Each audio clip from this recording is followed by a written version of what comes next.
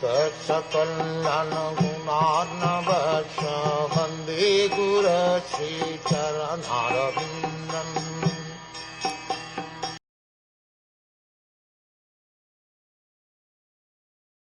My dear Kshata, Vidura, the celestial damsels come down to those rivers in their airplanes with their husbands, and after sexual enjoyment they enter the water and enjoy sprinkling their husbands with water.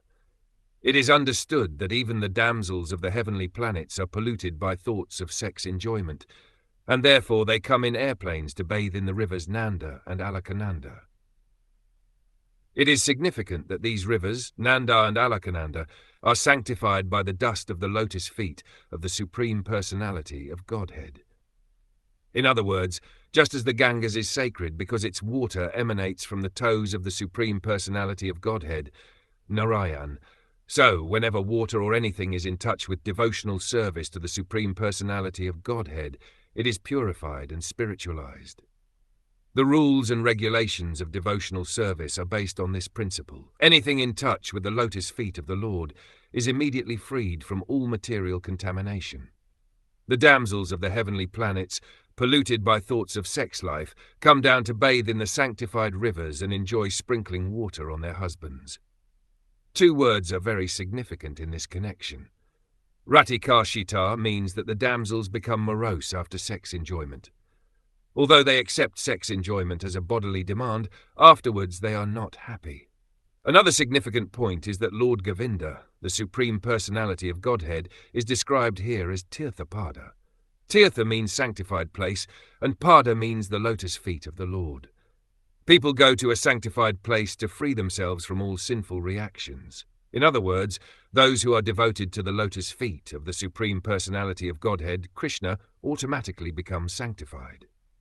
The Lord's lotus feet are called Tirthapada because under their protection there are hundreds and thousands of saintly persons who sanctify the sacred places of pilgrimage.